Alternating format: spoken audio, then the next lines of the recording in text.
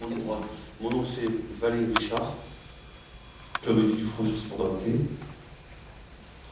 Mon sport team notable, 20e mondial, numéro 2 français. Je suis qualifié à Pékin. Dernière option, je suis vice-champion du monde en double hors Congo et double et par équipe. Bravo. En dehors du sport, Richard, que fais-tu? Je travaille en de retraite depuis 7 ans. Je trouve un peu au SAT, 7 ans. Je fais une demande extérieure. Après, je travaille depuis 7 ans, une retraite. Ce qui est intéressant, c'est qu'il vous l'a dit là, juste avant, mais il parlait doucement, il est IME ESAT, c'est l'ESAT qui l'a placé dans cette maison de retraite en tant que... Une demande, et après, il a été un an d'essai, et après, il est rentré. Il a été embauché par cette maison de retraite, et il est sorti donc de l'ESAT. Niveau sportif, tu as combien d'entraînements par semaine? 3 fois par semaine. Avant, le franche un peu le mercredi, j'ai arrêté un peu. Aujourd'hui, Tu peux dire combien de regroupements il y a avec l'équipe de France? 7 années. Voilà, il y a environ par an, il y a 10 stages d'une semaine par an, environ. 10 stages et compétitions. Au niveau du tennis de table, pour qu'il soit qualifiable pour les Jeux paralympiques et pour les championnats du monde, il faut qu'ils aient réussi certains quotas. Il faut qu'ils passent par différents Open internationaux. Et donc la Fédération française de sport adapté les accompagne dans ce parcours. Tu es content de ton parcours? Ouais, moi j'aime ça. J'aime beaucoup la communication, je suis avec tout le monde. J'aime ça. Voilà, tu vas rencontrer beaucoup de gens. C'est bien, c'est sympa. J'aime beaucoup la communication. J'aime ça. Et comment tu gères justement ton emploi, tout à l'heure, avec ces fameuses 10 semaines de... J'ai un contrat CIP, contrat d'insertion professionnelle. Je peux en parler, Richard, à ta place. C'est spécifique. Tous les sportifs de haut niveau sont inscrits sur une liste ministérielle. C'est le ministère qui désigne les sportifs de niveau selon un critère. Et ils ont un parcours d'excellence sportif à suivre que Richard doit suivre. Ils ont des devoirs, mais aussi des droits. Et donc, au niveau de ce CIP, c'est la Fédération française, vous l'avez vu, la jeune fille d'ailleurs au basket, Émilie, qui s'occupe justement des contrats avec les employeurs. Et les employeurs les laissent partir et ils sont compensés par l'État. Voilà. Mais c'est tout un processus à mettre, parce qu'il faut d'abord qu'ils soient reconnus sportifs de niveau et qu'ils participent bien à tous les stages, aux compétitions et aux entraînements surtout. Je me présente Madame Marie-Soleil Brillant. J'ai fait 10 fois le championnat de France et j'ai fait 3e médaille championnat du monde. En ski.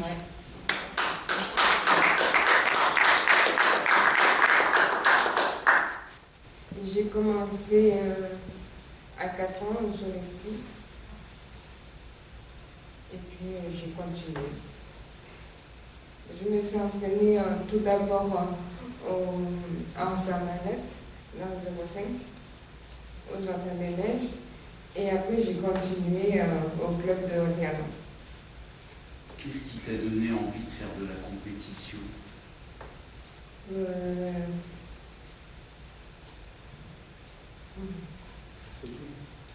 J'ai été plusieurs fois au championnat régional et puis on m'a dit que je pouvais être dans les championnats, dans les compétitions.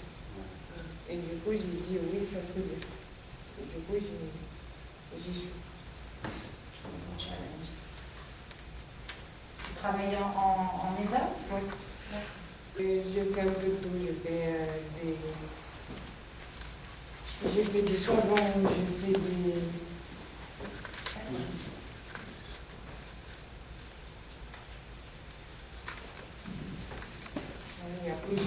cuisine, j'ai fait un peu de lingerie.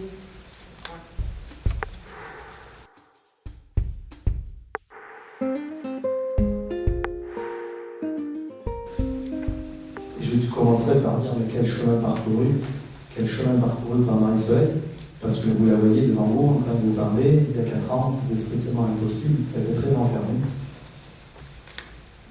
Donc pour un parent, découvrir que son enfant a un handicap mental, c'est un long parcours. D'abord, effectivement, comme ça a été dit dans le film, on le découvre par rapport aux difficultés scolaires. Donc on essaie effectivement d'adapter le parcours scolaire, parce que ça on y arrive à peu près en France, adapter un parcours scolaire, c'est-à-dire peu à peu intégrer des classes d'intégration, peu à peu intégrer l'IME, et quand les parents se disent de toutes les illusions que l'on a, notre enfant va intégrer l'IME, c'est l'ensemble, tout un travail que l'on fait pour dire, ben, on accepte, oui effectivement, on est face à un handicap, on ne pourra pas faire autrement, et de quelque chose qui est quelque part dans la vie, qui a un certain échec, on essaie d'en faire une certaine réussite. Et quand j'ai vu Marie-Soleil intégrer l'IME de sa vie, dans les Hautes-Alpes, je me suis dit qu'il y avait des lieux où ces enfants avaient une place parce qu'ils se retrouvaient entre eux, ils pouvaient enfin avoir des amis, enfin avoir des relations, ce qui est très difficile en milieu ordinaire, parce qu'ils sont relativement peu, relativement repérés. Les mots qui ont été employés pour les qualifier, parce que ce sont les mots que les autres enfants emploient, parce que l'intégration, effectivement, notre société n'est pas adaptée pour les enfants qui sont différents, qui sont en situation de handicap. Et donc l'IME a été une première étape, et ce qu'on a vécu un peu comme un échec, en fait, a été une véritable réussite, parce qu'une véritable intégration, et on a vu donc pour la première fois Marie-Soleil commencer à réussir, et commencer à réussir les choses, et reprendre un petit peu le ski, alors pas du tout en compétition, mais reprendre un peu le sport. Et c'est vrai que quand on est face au handicap, le sport c'est très très loin de nous, on lutte contre bien d'autres choses, qui est donner un petit peu de part de bonheur et en prendre aussi pour soi, parce que être parent c'est essayer d'être heureux aussi, d'être heureux ensemble. Et c'est pas du tout le sport auquel on avait réfléchi dans une famille de non-sportifs. Donc Marie-Soleil a grandi encore un petit peu, et puis il s'est posé le problème de l'après-IME. Donc quelques stages en milieu ordinaire, très difficiles. C'est vraiment Marie-Soleil qui a fait son parcours. On a essayé de l'aider sans vraiment la guider. Et puis un jour, elle est arrivée à la chrysalide, dans un ESAT. Et au bout d'une journée, elle nous a dit c'est là que je veux vivre, c'est là que je veux travailler. Et elle a fait un bon choix, je crois. Je crois que ce choix aujourd'hui, elle ne le regrette pas, parce que c'est un milieu qui lui a permis d'évoluer, de s'épanouir, etc. Et puis là, on nous a dit, mais vous savez, le plus important, c'est le sport. Et bon, je n'ai pas répondu, mais je me suis dit, moi, le sport, c'est bien, je ne suis pas sportif, mais si vous avez le sport, c'est très bien, mais je ne voyais pas trop l'utilité du sport dans ce genre de parcours, sauf si ce n'est d'une manière physique, de bien-être, etc. Et puis un jour, on nous a téléphoné, est-ce que vous accepteriez qu'elle participe à des compétitions?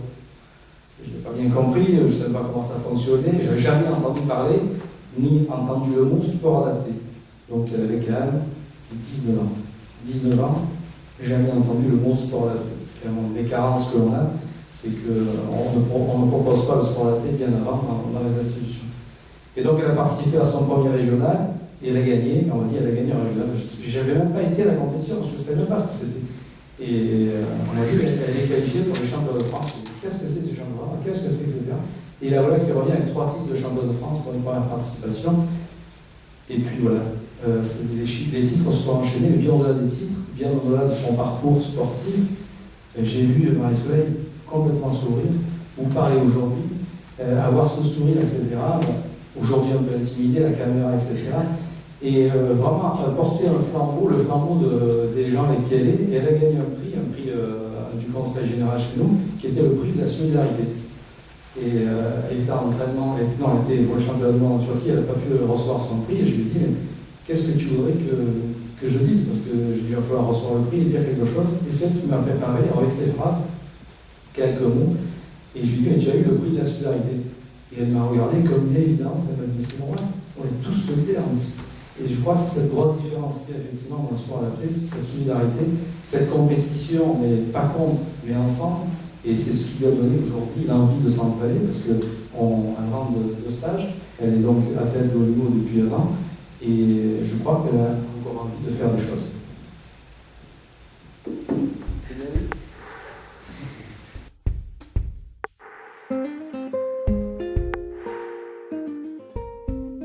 Merci. En tout cas, moi, je suis très honoré, très sensible d'être parmi vous. Alors, à deux titres. Tout d'abord, en tant que président d'un club de tennis de table à Villefranche, dans le 06, club dans lequel nous avons créé depuis 2 ans une section de sport adapté. Nous avons alors 3 membres, 3 joueurs, dont notre chef de file Richard Vallée, mais nous avons aussi Christelle qui vient d'être sacrée championne régionale féminine, et Tanguy, un autre joueur qui fait aussi de la natation en sport adapté. Et nous avons des éducateurs, des dirigeants, dont Madeleine depuis cette année, Mado, qui a pris une licence chez nous, puisque nous sommes sur le département du 06. Alors ça, c'est en qualité de président que j'ai cette fierté de participer à votre réunion et aux différents événements de la Fédération française du sport adapté, mais aussi en qualité professionnelle je suis psychologue, docteur en psychologie, donc je suis sensible aussi depuis très longtemps à tout ce qui intéresserait l'intégration des sujets, des personnes présentant quelques difficultés d'ordre psychologique, psycho-affectif, psycho-émotionnel, intellectuel, mental. J'ai travaillé très longtemps dans un hôpital pour enfants à Nice, l'hôpital Lanval, dans un secteur de la psychiatrie infanto-juvénile. Donc j'ai travaillé dans des CMP, des hôpitaux de jour. J'ai bien connu aussi les CLIS, dans les écoles primaires, les classes d'intégration. J'ai bien connu les IME pour avoir fait pas mal de réunions de coordination, de synthèse avec les professionnels de ces lieux. Et c'est vrai qu'il a été, dans mon parcours professionnel, rarement question du tremplin sportif, de la médiation, on appelle ça, sportive. Alors je me suis beaucoup intéressé, je m'y intéresse toujours à la médiation artistique. On propose souvent des ateliers artistiques à des sujets présentant quelques difficultés, comme je l'ai dit, alors soit à base de théâtre, de peinture, d'art plastique, de modelage. Mais rarement, en effet, la structuration d'une activité autour du médiateur sportif. Alors, j'ai eu le plaisir et le privilège d'encadrer, parce que je suis chargé d'enseignement à l'université de Nice, et j'ai encadré la recherche, le mémoire d'un sportif de haut niveau, d'un joueur de tennis de table, Anthony Peretti, qui joue cette année dans le club de Monaco, qui est le 100e joueur français à peu près, qui a un classement mondial, qui a entraîné Richard durant le dernier trimestre 2013. Et Anthony Peretti avait fait son travail sur justement l'utilisation du ping, il avait appelé ça le ping, dans une structure regroupant des enfants et des adolescents de la psychiatrie. Et donc j'ai travaillé avec lui sur cette question, et en effet on est tombé d'accord pour reconnaître tout simplement que dans l'utilisation du média sportif, mais vous le saviez bien avant nous si j'ose dire, il y a des potentialités, des compétences, des capacités, on peut appeler ça comme on veut, psychiques, psycho-relationnels qui s'entrouvent, qui se reconstruisent pour des sujets en difficulté d'insertion, d'intégration, soit dans la société, soit simplement dans des groupes humains. Et voilà, donc c'est à ce double titre que je suis ravi d'accompagner en tout cas Richard, ici présent depuis maintenant 2 ans. Alors je me suis préparé quelques petites notes parce que c'est pas toujours simple aussi de faire la synthèse exhaustive de tout ce qu'on veut dire. En tout cas, pour décrire Richard, alors je suppose que ça va un peu le gêner, mais bon, je le connais un peu maintenant. Pour jouer de temps en temps contre lui, alors je perds toujours, je suis un modeste joueur de tennis de table, et je perds toujours, sauf, alors là je le taquine un peu, hein, sauf quand, de manière un peu entre guillemets perverse ou pervertie, mais dans le jeu, hein, j'essaie de le déstabiliser. Alors comment déstabiliser un joueur comme Richard? Vous voyez, là il est un peu déstabilisé, c'est-à-dire je me mets à beaucoup lui parler, à beaucoup lui transmettre. Vous verrez pourquoi je dis ça, hein, c'est pas pour faire le clown, hein, mais c'est à titre vraiment d'élaboration théorique. Quand je lui transmets beaucoup de discours, beaucoup d'informations, d'un seul coup, il y a quelque chose qui se brouille chez Richard. Mais je le vois à la table dans son jeu, c'est-à-dire qu'il ne joue plus les points de la même façon. Alors pourquoi je dis ça? Parce que simplement, ça suppose que chacun de nous ici présents, les entraîneurs, les éducateurs, mais aussi les bénévoles, les dirigeants, doivent s'adapter dans leur discours, dans leur réflexion, dans leur façon de se mettre en relation avec Richard et d'autres sportifs de haut niveau en sport adapté, doivent essayer de mesurer leur façon d'entrer en relation. Et moi, je suis sensible à ça d'un point de vue éthique, existentiel. On devrait faire beaucoup plus attention dans notre société, mais quelles que soient les relations, à la façon dont on se met en scène et dont on entre en relation avec l'autre. C'est capital, ça. Alors, dans le film, à un moment donné, c'est apparu. C'est-à-dire que je l'ai noté parce que j'ai trouvé ça remarquable. Peut-être que le handicap est une défense contre les exigences du monde moderne, c'est-à-dire que tout va très vite, il faut répondre immédiatement, instantanément, à la moindre information, à la moindre consigne qu'on nous donne. On ne peut plus rien différer de nos jours, hein, il faut répondre dans l'instantané. Il y a une tyrannie de l'immédiateté. Eh bien, je me dis, tiens, nous sommes tous des sujets inadaptés. Hein, moi, le premier, c'est-à-dire que par moment, non seulement ça m'agresse, tout ce qui se passe autour de moi, mais ça me met dans l'incapacité d'y répondre. Je n'ai pas envie ou je ne sais pas comment répondre aux exigences de la modernité. Regardez, ce matin, je suis arrivé avec quasiment une demi-heure de retard, donc je suis un sujet inadapté. Il y a des moments où j'ai du mal à m'organiser autour de certaines exigences, ne serait-ce que de navigation, de circulation, ou même de rapport à l'autre. Voilà, tout ça pour dire que, et c'est un apprentissage commun, c'est-à-dire que je m'adapte à la façon d'être en relation avec Richard, et lui s'adapte à moi. Hein, c'est ça la richesse des différences, hein, la diversité des mondes. Alors le monde ordinaire, le monde, alors comment le dire, le monde extraordinaire, le monde de la différence, voilà. Bref, c'est une complémentarité qui est riche d'enseignement, riche de plaisir aussi à être dans le partage. Alors pour revenir à Richard, je dirais que c'est un être sensible, voire hypersensible, voilà. Ne sachant pas toujours exprimer, c'est-à-dire pousser vers le dehors un trop-plein d'émotions, ou d'affects, ou de sensations, de sentiments, voilà.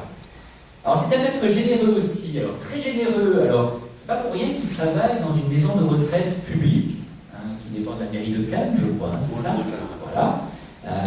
Il est très apprécié non seulement des professionnels de cette institution, mais aussi des personnes âgées, des résidents, qui eux aussi, ou elles aussi, ont leurs difficultés adaptatives, liées au vieillissement, liées éventuellement à une maladie gériatrique, bon voilà. Donc Richard, la maladie d'Alzheimer, voilà. Donc Richard sait s'adapter à ce public, à ces personnes âgées, tout comme elles savent s'adapter à Richard. Et je crois que c'est vraiment un exemple d'intégration socio-professionnelle réussie. Donc Richard est un être disponible, altruiste, hein, il aime rendre service. Alors, par exemple, son club de chœur, dans lequel il évolue depuis le début, le Canet, puisqu'il habite au Canet, côté de Cannes, Richard est connu et apprécié parce qu'il rend beaucoup service dans ce club. Il fait plein de choses pour les autres, il s'occupe des licences, il s'occupe bénévolement de plein de choses, donc il est très tourné et porté vers les autres. Il gère les équipes. Comment? Vice-président du club.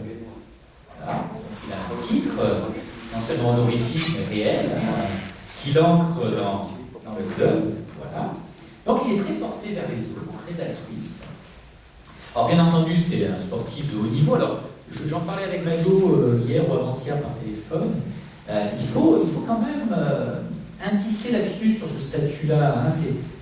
Tout le monde ne peut pas avoir ce statut de sportif de haut niveau. Hein, c'est très important parce que ça requiert quoi?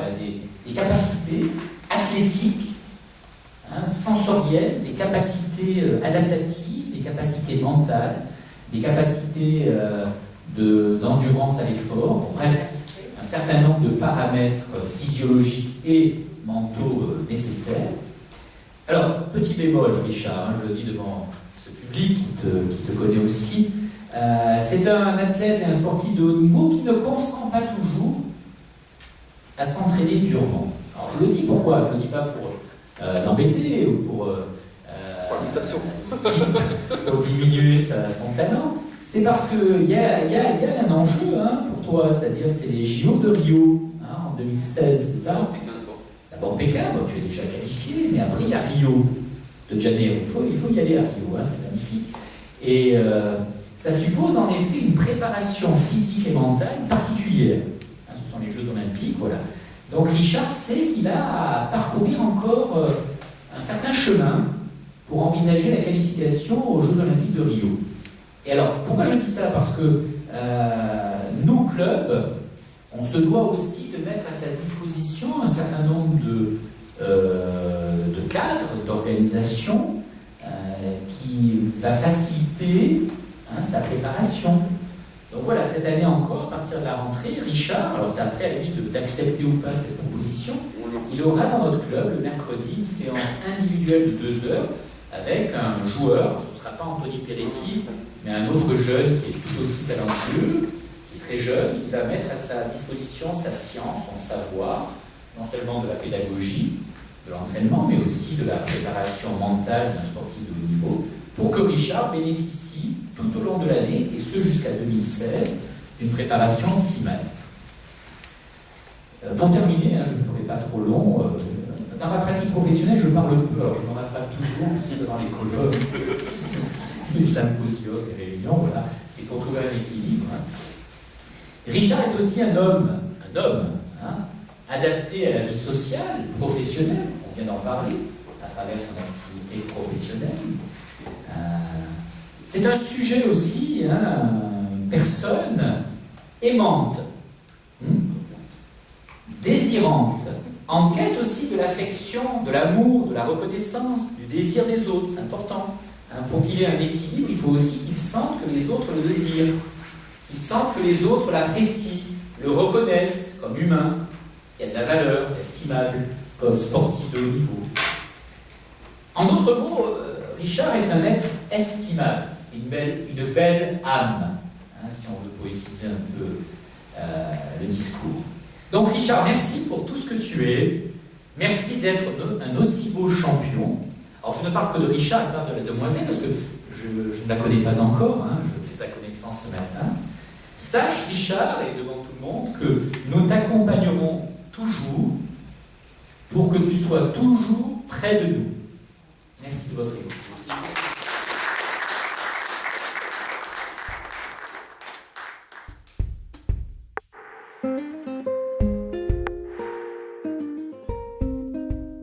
Je suis la kinésithérapeute bénévole de l'équipe de France de tennis de table. J'étais ex-internationale de basketball, je crois que j'ai une centaine de sélections et j'ai terminé ma carrière à Monaco. Et je leur ai demandé de me trouver une place en tant que kinésithérapeute et psychomotricienne auprès de jeunes enfants ou jeunes adultes. Voilà. Et j'y suis restée 41 ans dans cette IME et tout naturellement, j'ai quitté la 2FEB pour tout naturellement, très très rapidement, me tourner vers la Fédération française de sport adapté. Parce que, bien entendu, pour moi, le sport, c'est une ouverture au monde extérieur, aux autres surtout. Et surtout, pour moi, le mouvement, c'est la vie. Ma position de kiné, je dirais que j'ai un challenge. Je dois amener tous les sportifs de la Fédération de l'équipe de France au meilleur niveau de leurs moyens physiques et mentaux. Je me sens aussi concernée par cela, à une heure H, dans un lieu bien précis et pour une compétition bien précise. Il faut qu'ils soient prêts à cette heure-là, ni un jour avant, ni un jour après. Donc voilà, et j'essaye de développer avec eux tous les moyens possibles et inimaginables pour qu'ils soient au meilleur niveau. C'est-à-dire qu'il faut beaucoup plus travailler pour moi, dans la prévention, c'est-à-dire dans la préparation et dans la récupération. Et ça, c'était très difficile au départ de leur faire comprendre que c'était un travail assidu, quotidien, et que c'était un devoir. Quand on est dans une équipe de France, on doit avoir premièrement une hygiène de vie irréprochable, et puis un désir de le faire, parce que c'est fastidieux de bien se préparer, je dirais au niveau, pas de préparateur physique, au niveau de la musculaire. Donc nous avons tous ensemble des petits rituels, je les ai soit par groupe de 3 pendant les stages, ou 2 à 3 matinées par semaine, toutes les heures, où je fais une préparation, une éducation posturale surtout et respiratoire. Là, c'est dans la préparation. Et ensuite, je leur apprends à récupérer. Vous l'avez vu un petit peu dans les étirements, mais surtout dans tout un travail articulaire et musculaire que petit à petit, ils acquièrent. Pour ce qui est de la traumatologie, j'ai de la chance, nous avons très peu de traumatologie, et j'espère que nous allons habituer, bien qu'ils aient des horaires et des astreintes physiques de plus en plus élevées. C'est pour ça que nous faisons très attention et que nous les recentrons tout le temps sur cette phase de préparation et de récupération. Pour vous résumer un petit peu, pendant une compétition, ils ont peut-être, même en moyenne, facilement 3 à 4 matchs par jour. Donc, ils doivent rester dans une salle fermée et ils ont 3 voire 5 matchs par tableau. Et donc, je dois, un par un, nous devons travailler ensemble, le sportif et moi-même. Ils ont une feuille de route, s'ils ont un match à X heures, ils savent qu'ils doivent me voir une demi-heure avant, tout est noté, et je dois les prendre pendant 20 minutes. Nous devons travailler ensemble pendant 20 minutes pour cette préparation, pour les amener chacun à la table d'échauffement auprès de leur entraîneur. Dès que le match est terminé, ils reviennent voir moi-même, en l'occurrence, au niveau diététique, pour qu'ils puissent manger ou se désaltérer. Et puis ensuite vient la phase de récupération. Lorsque le deuxième match vient, ils doivent revenir nous voir, et ainsi de suite. Et chaque sportif a un rituel qui lui est spécifique. Pascal Pereira-Leal, lors des championnats des Jeux paralympiques, avait ses propres, il avait ciblé parmi les exercices que je leur propose pendant les différents stages, il avait ciblé des exercices qui lui allaient bien au niveau respiratoire et étirement, et petit à petit, on a monté comme ça. En fait, ce qui est bien, c'est que moi-même et puis tous les entraîneurs qui sont autour d'eux, nous leur balisons petit à petit une journée de compétition. Ceci dit, pour qu'ils deviennent de plus en plus autonomes et qu'ils arrivent ensuite à se réguler tout seuls. Richard commence seulement, je peux me permettre, Richard, c'est ça, commence seulement depuis 1 an à accepter vraiment que je le masse, hein, parce qu'il n'avait jamais mal. Maintenant, ça va bien, c'est très bien. Et petit à petit, il a cette façon de faire, et petit à petit, non seulement ça les rassure, mais je suis convaincue de la kinésithérapie et de tout l'entourage. Cet accompagnement spécifique de la Fédération française de sport adapté.